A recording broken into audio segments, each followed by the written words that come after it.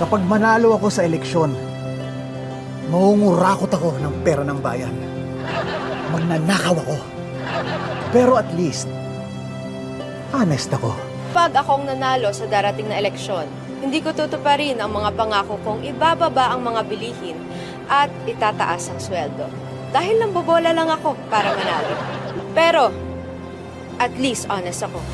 Kapag ako nanalo sa darating na eleksyon, gagamitin ko ang pondo ng gobyerno para makapag-travel at mag-shopping sa ibang bansa dahil makapal ang mukha ko.